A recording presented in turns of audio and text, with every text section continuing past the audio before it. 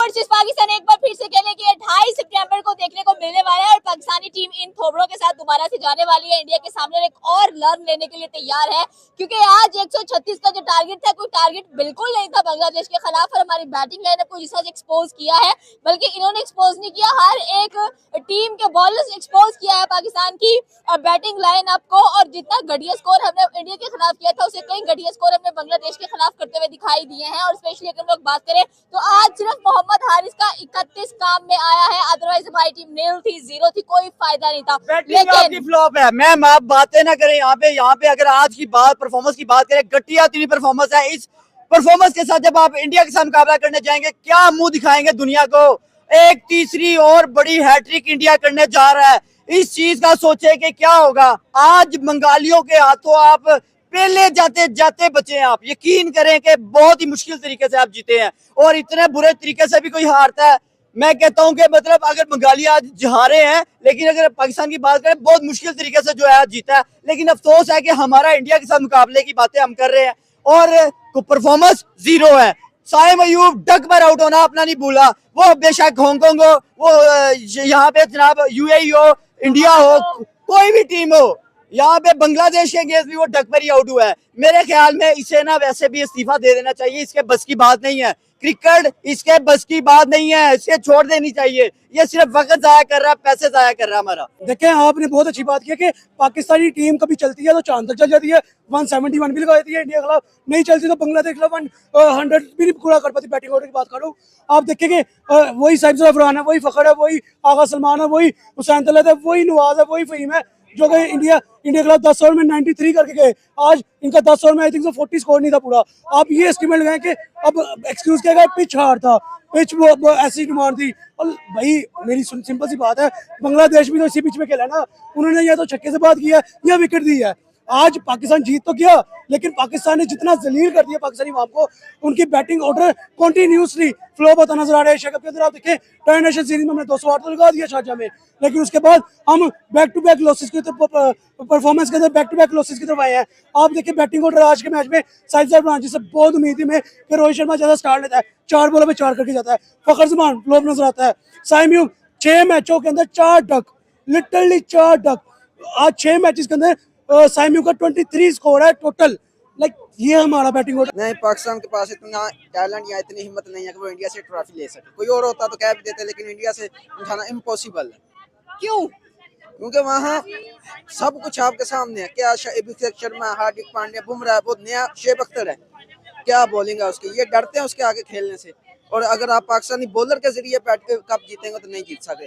क्या आपकी परफॉर्मिंग कौन कर रहा है? पाकिस्तानी इंडिया के खिलाफ आपको 180, 190, 200 चाहिए, कौन बनाएगा? कोई भी नहीं। हमारा साइम 0 पे जा रहा है, फखर 15-16 बना के जा रहा है, आगा साहब 10 बना के जा रहे हैं। इससे तो अच्छे बाबर रजवान अच्छे थे इनसे। क्या लगता है कि मोहम्मद हारिस का जो 31 बना है, शर्म आनी चाहिए हम लोगों को कि हमारी टीम ऐसी है, हमारी टीम परफॉर्म नहीं कर पा रही है, बॉलिंग लाइनअप ने आज आपको बचा लिया। सर आप क्यों कहते हैं कि पाकिस्तान जीत जाएगा इंडिया से? मुश्किल है। क्यों मुश्किल है? पाकिस्तानी टीम अच्छा क्यों नहीं खेल रही? वो मेहनत नहीं कर रही, मेहनत होनी चाहिए। मेहनत होनी चाहिए, वो तो सीख ही रही है। यार इंडिया से कंसेक्टिव हम लोग हार चुके हैं, 14 का मैच, 21 का मैच, 28 की बारी है और पाकिस्तानी टीम के ये नल्ले जो बैट्समैन है ये क्या करेंगे? इंडिया के खिलाफ बैटिंग चलती है तो बॉलिंग फ्लॉप हो जाती है। क्या मतलब चल क्या रहा है? हमारी टीम, हम दुआएं करते रहते हैं कि यार अब विकेट हो जाए, अब विकेट हो जाए, अब पाकिस्तानी टीम जीत जाए। क्या हम सिर्फ दुआओं के बलबूते पर इनको आगे लेकर जा रहे हैं? कुदरत का निजाम चल रहा है। आपने कहा ना क्या चल रहा है, कुदरत का निजाम ही आज लेके निकला है। मतलब कि कोई ये परफॉर्मेंस थी 135, इसको हम कह लें उन्होंने हमें प्लेट में रख के दिया है कि चलो ठीक है जी, एक ख्वाहिश है आपकी इंडिया के साथ खेलना तो कर लो पूरी। ये बांग्लादेशियों ने किया है। लेकिन मैं आज अप्रिसिएशन करूंगा बंगालियों की फील्डिंग की, उनकी बॉलिंग की, बैटिंग उन्होंने फिर भी ठीक ठाक कर ली है। लेकिन जिस तरह उन्होंने बॉलिंग की, इनके बड़े बड़े थम, बड़े बड़े चीते शेर, फखर जैसे बंदे को इन्होंने हिलने नहीं दिया।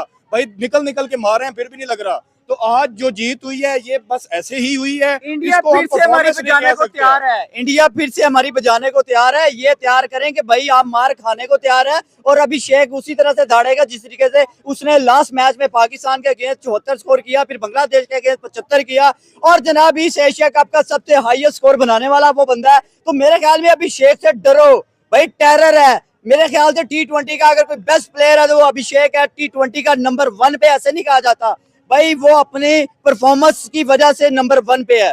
मेरे ख्याल से परफॉर्मेंस की वजह से नंबर 1 पर तो है ही है। रिजवान का लर्न नहीं खत्म हो रहा, हमेशा बात करते हैं। देखिए, तो एक रिजवान को छोड़ दे, रिजवान को छोड़ दे, बाकी टीम को भी लन पे लगा दो। ठीक है, रिजवान ने तो लन पे लगा हुआ है, बाकी सारी टीम को भी लन पे लगा दो।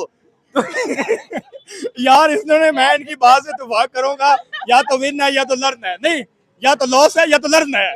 विन तो हमारी किस्मत में बांग्लादेश से रह गया है, श्रीलंका से रह गया, ओमान से रह गया, और लर्न हमारी तरफ से किस्मत से इंडिया की तरफ रह गया। असल में ना वो लन जो उन्होंने बताया है उसमें भी उन्होंने आर को साइलेंट करके बोला है। हम बड़े ढीठ हैं, हम बड़े ही ढीठ हैं। हम फिर भी कहेंगे कि पाकिस्तान जो है शायद जीत जाए, शायद 10-15%, लेकिन मुझे ये कहते हुए अरे शर्मिंदगी हो रही है। पाकिस्तानी वो इतना कॉन्फिडेंट है, कह रही है कि बंगालियों को हिलाया, श्रीलंका को हरा दिया, अब फाइनली इंडिया पाकिस्तान का बड़ा- जब बड़ा फाइनल है, माफी दे इंडिया दो भाई, माफी दे दो, इनके बस की बात नहीं है, छोड़ दो क्रिकेट, हॉकी तबाह, फुटबॉल तबाह, पैसा जाया सिर्फ और सिर्फ क्रिकेट में किया जा रहा है। पैसे देखें, बचाओ, पैसे बचाओ। अगर ये तीसरी दफा हारे तो क्रिकेट इधर ही खत्म करो, जनाजा पढ़ो, मैं उसको पढ़ा दफन कर दो यार, दफन कर दो, दफन कर दो। तीसरी दफा फाइनल में हारे इंडिया से तो भाई देखना बंद कर दो। अगर मुझे आप इंटरव्यू करती नजर आ गए, फिर भी मैं जो है ना, मैंने तो मेरा यार क्या कसूर है इसमें? पाकिस्तानी मतलब हम टीम इतने ऐसे बहुत ढीठ हैं, इतने ढीठ हो गए, हम तीसरी दफा हार के फिर कहेंगे कि जी इंशाल्लाह अगली दफा जीतेंगे। ओ भाई छोड़ दो इनको, मेरा तो दिल ही उठ गया।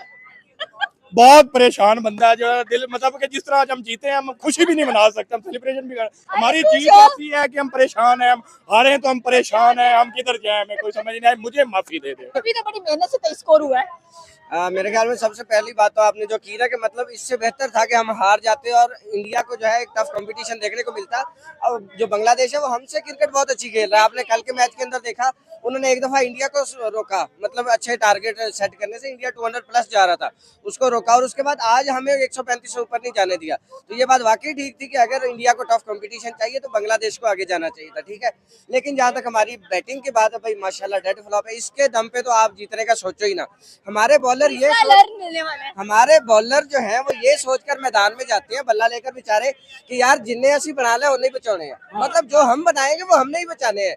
बैटर के ऊपर उम्मीद ना रखो। साइम अयूब 6 मैचेस 4 डक, मतलब आउटस्टैंडिंग। और आज तो आप दुआएं दें शहीन अफरीदी को और साइम अयूब की बॉलिंग को, ठीक है, जो कि बचा गए 3 ओवर के अंदर 11 स्कोर और 2 विकेटें। अगर कहीं शहीन को अटैकिंग ओवर के अंदर स्कोर पड़ जाता तो मैं यहाँ पे दावे के साथ कह सकता हूँ कि बांग्लादेश ने आपको 1 साइड पिछाड़ कर रखना था।